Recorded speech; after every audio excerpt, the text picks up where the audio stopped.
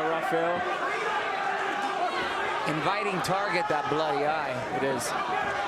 Donaire has not landed too much in this round. Content to kind of be defensive. Has landed a couple of good shots. About a half minute left to go here in round number 3. Well, he's going to be reluctant to stand toe-to-toe with him, even in some inside fighting, because he felt those punches. He felt those hooks, and he felt those straight right hands.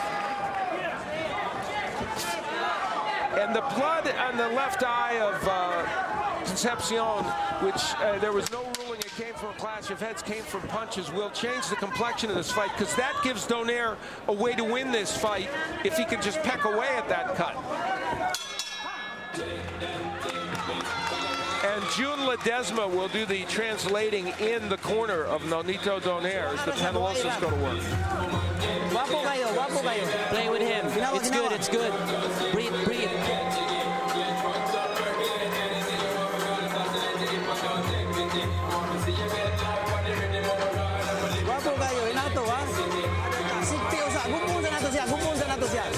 Just destroy him, destroy him, destroy him. He's already been destroyed. Hit him in the face. Benito here pecking around, timing that nice uppercut, left uppercut that kind of floored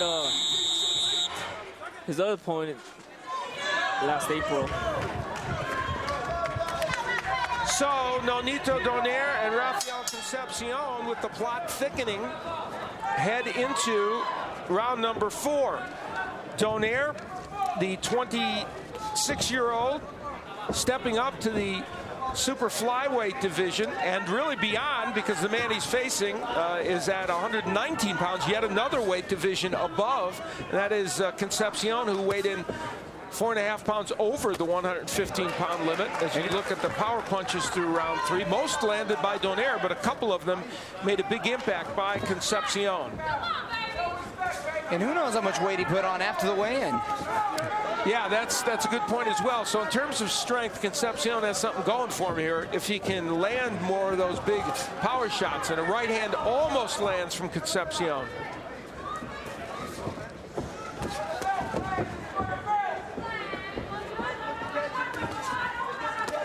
Donaire still trying to fight from the outside, keeping Rafael at bay with that long reach. And Donaire is 4-0 in title matches, has never lost one. And he has talked a lot about moving up to 118 for his next fight. We'll see if this has any impact on him either way. Concepcion being very aggressive and pressing the attack against Donaire.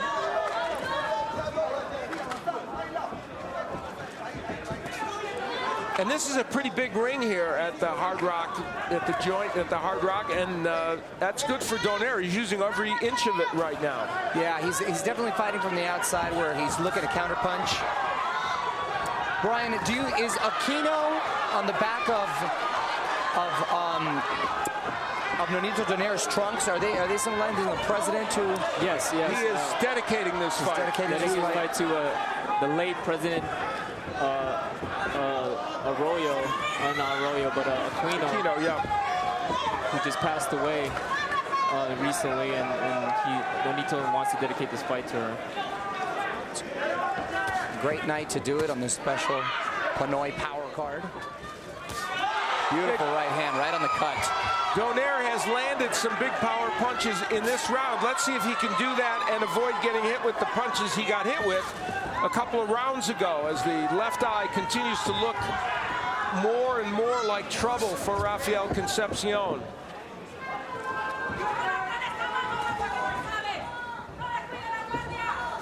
Nonito really using every inch of that ring.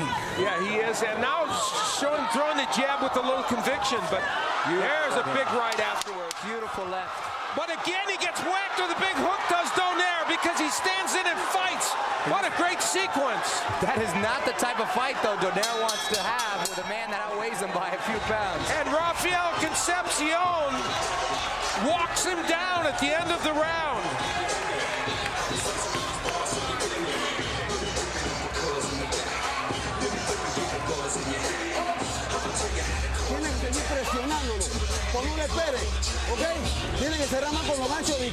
You need to follow up with the right hand after the hook. You need to keep the pressure on. And keep jabbing and jabbing. We're looking back with a nice right hand by Nonito Donaire, landing flush on Rafael's chin. The end of the round, beautiful right hand, a nice flurry. Both fighters landing solid shots. But I think you can tell the difference in power with the weight difference between Concepcion and Donaire, who is not a light-handed hitter. Concepcion with 8 KOs only and 13 wins, but showing power here at this higher weight. Donaire landed 20 of 38 punches in that round, only 8 of 51 by Concepcion, but Concepcion's at the end were pretty powerful. Still, that would likely be a round for Donaire. And there's the power punches.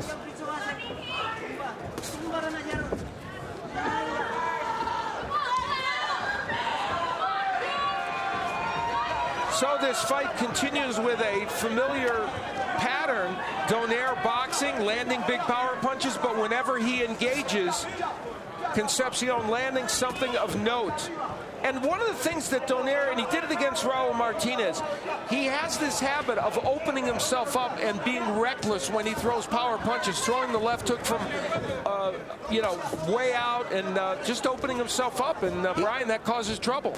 It does cause trouble, but he's so fast with his jab, with his right hands and his combinations that he feels really comfortable with being open like that. Well, he shouldn't have felt comfortable in the last round because he got whacked by Concepcion.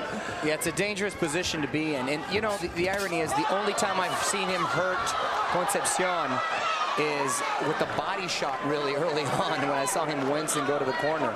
See, and there's Donaire. We saw it in the Martinez fight.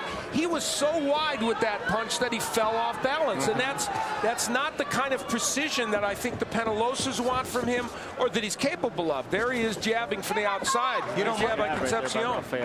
Much like a Roy Jones Jr. when you're gifted sort of athletically. Absolutely, yes. You feel you can get away with a lot of stuff. But when you come against a strong guy who's fundamentally sound, they're going to get caught. There's going to be times you're going to get caught. That is a perfect analogy because that is true. The difference is Nonito Donaire, I think, has better fundamentals than Roy Jones overall. I agree with you, yes. But forgets to use them.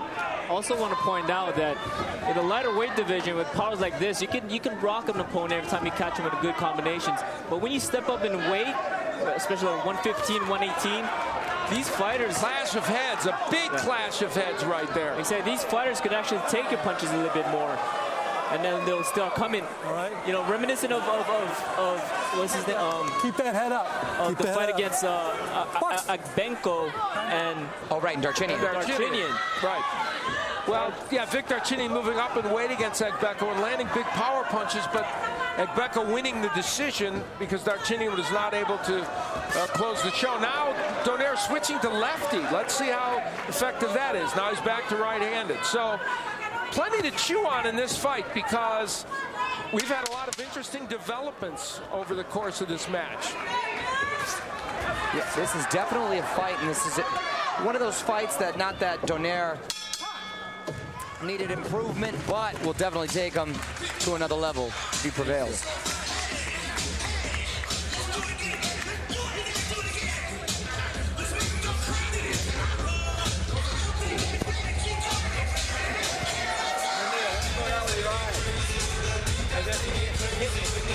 One day on it.